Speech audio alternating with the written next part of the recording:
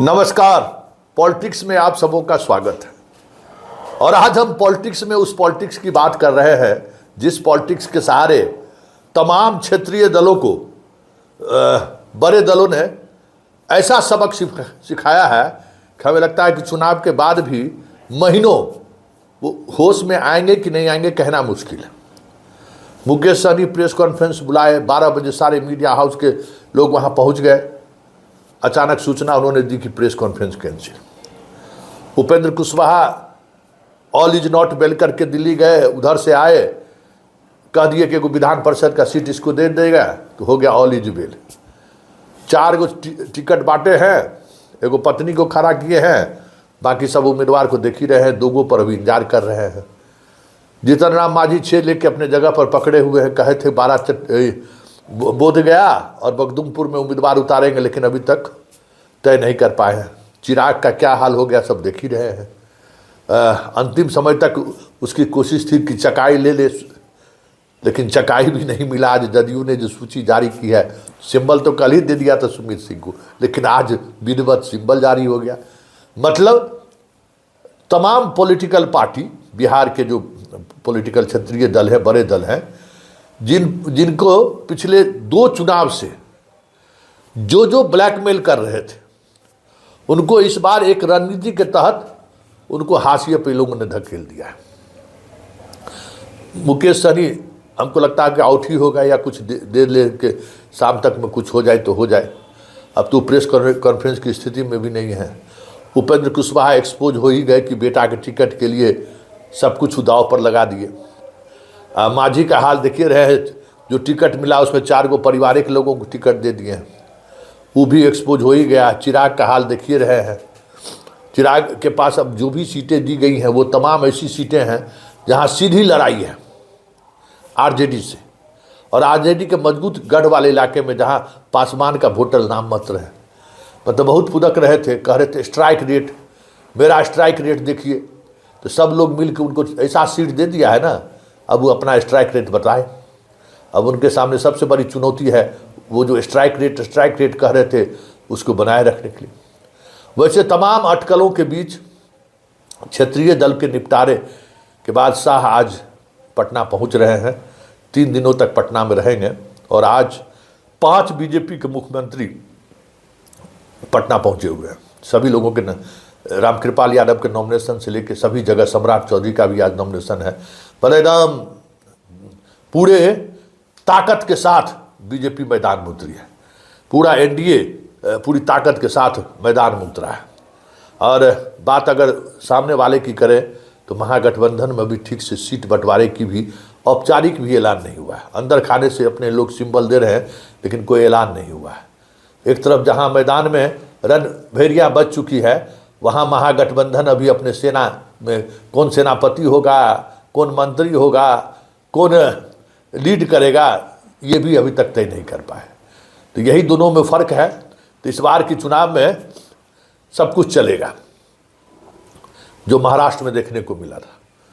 चुनाव परिणाम भी उसी तरीके से दिख जाए तो कोई बड़ी बात नहीं होगी, क्योंकि जिस तरीके से महाराष्ट्र में क्षेत्रीय दलों को एक रणनीति के तहत बीजेपी ने हिसाब लगाया था, ठीक उसी तरीके की रणनीति से यहाँ भी बीजेपी ने हिसाब लगा दिया है।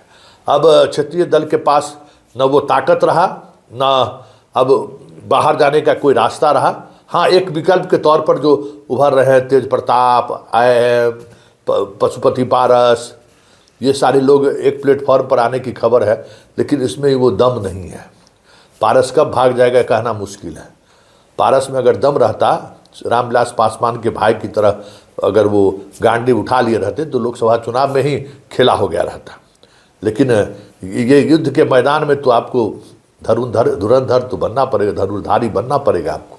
मैदान में मुंह छुपा के भागिएगा तो कोई नोटिस नहीं लेगा। तो वही स्थिति पारस का है और बाकी योद्धाओं का हाल आप देख ही रहे हैं। लेकिन एक चीज़ जो साफ दिख रहा है, जदयू और बीजेपी ने सिंबल बांट दिया। मतलब 101 उम्मीदवार तो बीजेपी ने उतार दिए। उस 101 उम्मीदवारों में उन्होंने सबसे ज़्यादा अगर कह सकते हैं कि राजपूत वोटर को, जो राजपूत वोटर उनसे नाराज़ चल रहे थे, उनको साधने की कोशिश की है। ये देखिए, ये बड़ा होमवर्क है अमित शाह का कि 15 शरीक टिकट देना अपने आप में समझ सकते हैं कि सब सवर्णों में और अन्य जातियों में भी सबसे ज़्यादा उन्होंने राजपूत को टारगेट किया, क्योंकि उनको पता था कि राजपूत बागी हो सकता है और राजपूत के बागी होने से उनको क्या नुकसान हो सकता है वो साफ चीज़ें दिख गई हैं। तो बीजेपी या एनडीए के अंदर नीतीश कुमार ही तमाम ऐसी सीटें, जो सीटें लोजपा को दे दी गई थी और वो सीट श्योर शॉट वाली सीट थी, उन्होंने अंगद की तरफ पैर जमा दिया। वो अब मतलब जदयू और बीजेपी पैरेलली चुनाव लड़ रहे हैं, दोनों समान स्ट्रेंथ के साथ। अब जनता जिसको जिस तरीके से वोट करे, लेकिन एक स्ट्रेंथ के साथ मैदान में उतरा है। एकदम लग रहा एक एक सीट पर लगता है जैसे नीतीश कुमार ने होमवर्क किया है। एक एक सीट पर कहाँ किसको कहाँ खड़ा करना है, कैसे खड़ा करना है, कहाँ कहाँ किसका वोट ट्रांसफर हो सकता है, वो सारी चीज़ें देखने को मिल रही है।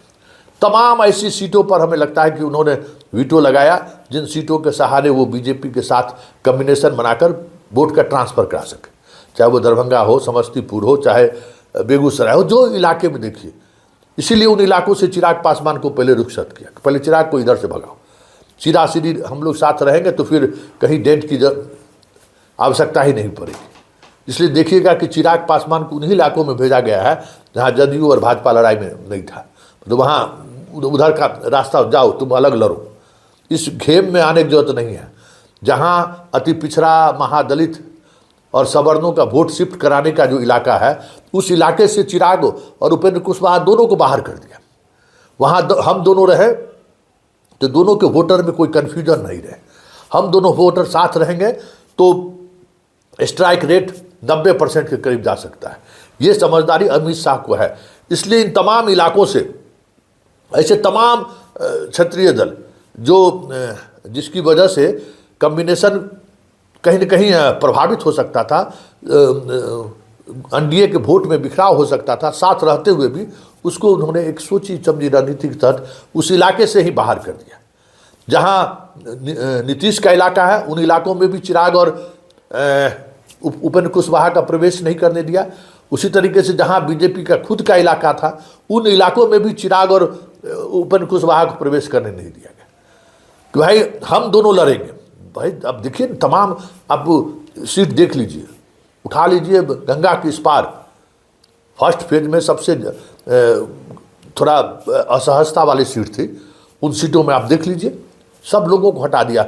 हम बीजेपी और जदयू साथ जाएंगे, वहाँ एक कम्बिनेशन है, कन्फ्यूजन नहीं होगा। जैसे पिछले 2020 में कन्फ्यूजन हुआ और परिणाम क्या हुआ सबके सामने है, तो कन्फ्यूजन नहीं होने देना है।